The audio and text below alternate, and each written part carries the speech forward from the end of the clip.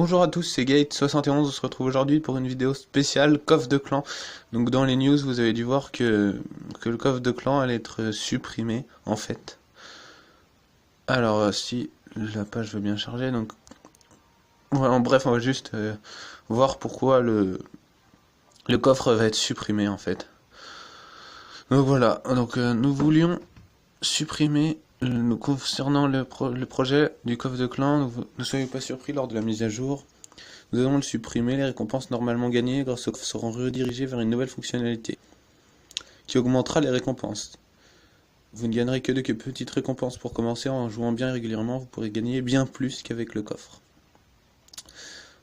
Avant d'ajouter de nouvelles fonctionnalités au jeu, nous vérifions toujours si celles déjà présentes dans le jeu sont bien top pour ne pas saturer l'IU. Donc ils sont obligés de nettoyer parce que sinon...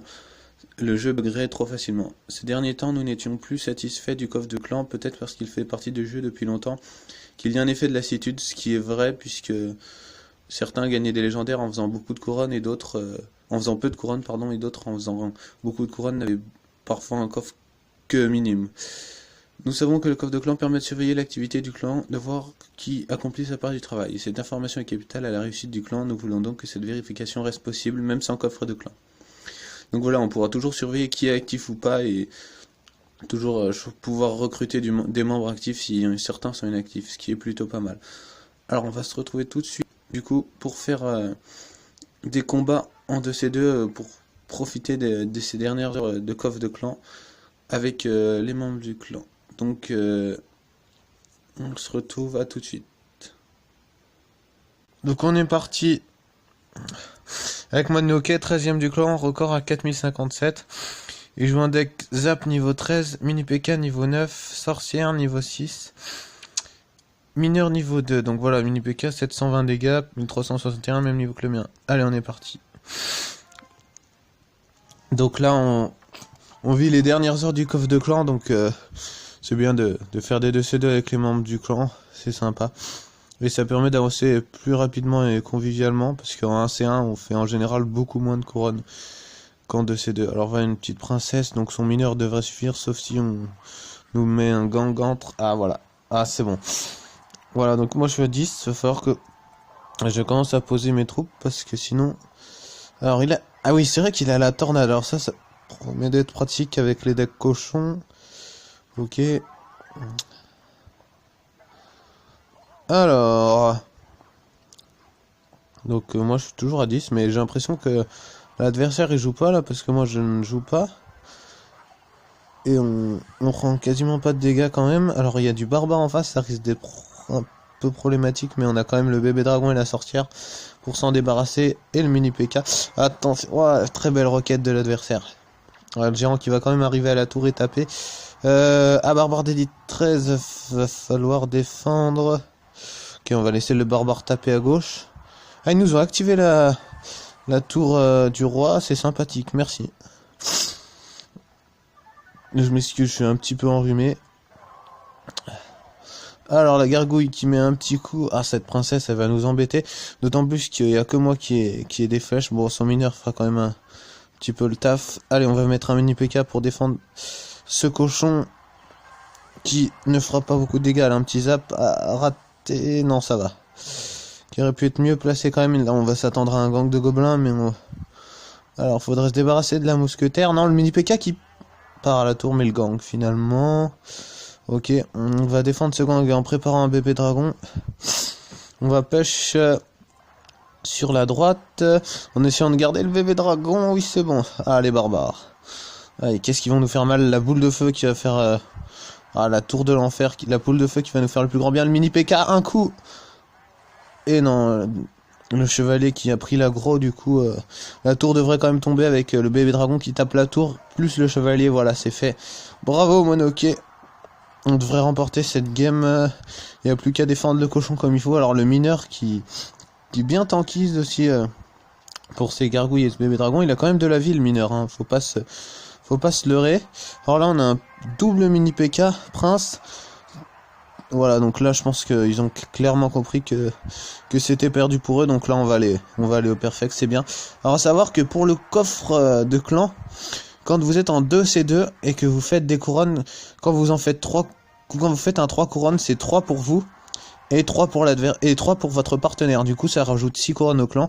Donc c'est le moyen d'en faire assez rapidement un grand nombre. Voilà, donc on est parti pour un deuxième de ces deux. Dans la belle arène 4, le parc Pekaland. Voilà. Le parc Pekaland, la première arène où on débloque des cartes légendaires, d'ailleurs, si je me souviens bien, qui doivent être le Moloss et le Dragon de l'Enfer, il me semble. Oula, ça part avec un PK, donc niveau 7, très gros niveau. Je sais pas trop comment on va défendre ceci. Il y a le mousquetaire en face, mais sa boule de feu est niveau 9 et elle devrait one-shot son mousquetaire. Voilà, donc ce qui nous facilite grandement le travail. Ah la vache, ce PK qui va faire très très mal. PLS là, un petit peu. Alors, oh, il y a du cochon 11 en face. Oh là là, c'est vraiment compliqué. Je sais pas trop comment on va faire parce que là, c'est des cartes de très très haut niveau, donc c'est du niveau 11 contre du niveau 11. Voilà, donc un chevalier très très value pour défendre contre mon prince, du coup, qui n'a pas pu charger. Va falloir être très fort. Alors, sa sorcière. On va partir avec un géant, du coup. On va voir, il risque de nous reposer son PK, mais si on arrive à placer 2 mini PK pour défendre son PK, sans que le PK soit occupé par ses mini PK, justement. Donc il a posé le sien, voilà, on est parti. Alors, ce serait bien de se débarrasser... Ah la vache, bien joué ce golem de glace, ça, et le PK qui nous défonce le géant. Ça a l'air d'être un deck PK bélier de combat, c'est assez courant en contre 1 aux alentours de 4000 trophées quand moi je joue, donc c'est vrai qu'il y en a pas mal. Alors est-ce que le prince... Ah purée, elle a sa boule de feu en face qui doit être d'un gros niveau puisqu'elle a quasiment one shot ma sorcière. Donc là il a mis son zap, donc lui il a le zap de niveau max, on a dit, donc c'est un gros avantage pour nous. Là ce serait bien d'avoir un mini PK parce que sinon on va se faire ramasser là. Là il y a une sorcière de la nuit niveau 3 aussi en face, donc ça c'est pas rien et ça fait pas mal de dégâts, n'empêche. Alors là on a un peu intéressant avec le mini PK, j'allais dire, mais il nous repose son PK de l'autre côté, donc aïe, c'est compliqué, hein. Je sais pas trop comment on va passer parce que là nos troupes sont vachement fortes et on ne peut absolument rien faire. Hop, alors ça descend à gauche, ça descend à droite. Il faudrait qu'on puisse pusher avec le géant sans qu'il ait le temps de cycler son PK en fait, tout simplement. Alors est-ce que là ça ne passera pas. Ça va être compliqué, ça va être très compliqué, je ne sais pas. Ah, il a quand même sa tornade pour détourner un éventuel cochon, donc là on a les deux tours très très basses. Il suffit de mettre un cochon à gauche ou à droite qui tape 2 coups et puis c'est terminé pour nous. Voilà, donc il choisit de mettre le cochon à gauche, moi je vais mettre un petit zap. Ok, alors là... Ouais, c'est perdu. Ouais, c'est pas grave, c'était vraiment très fort en face. On peut pas regretter. Dommage. Ah, il a choisi de quitter le combat. On va en faire une dernière, peut-être. On va lancer un petit coffre, voilà. Hop, une dernière. Hop, voilà. Alors avec qui on est? Avec Silverhand, voilà, donc avec son deck barbare d'élite cochon. Oula, ça joue très vite et moi j'ai l'impression que j'ai des bugs de co. Oula, du coup, on prend quelques dégâts sur la tour. Allez.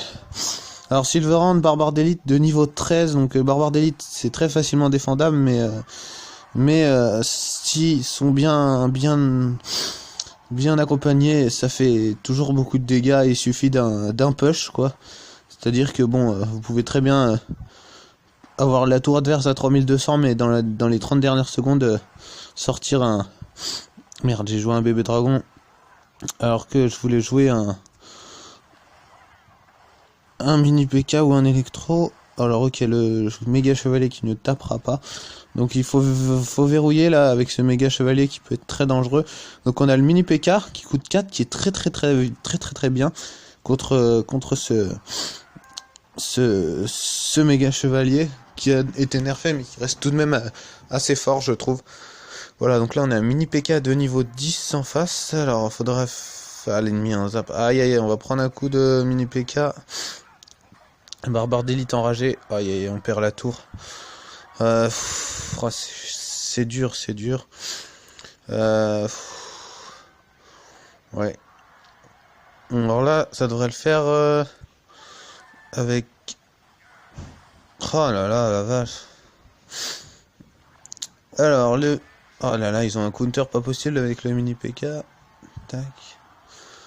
Qu'est-ce qu'on va bien pouvoir faire? C'est compliqué. On est obligé de le défendre. Voilà, il n'a même pas mis un seul coup.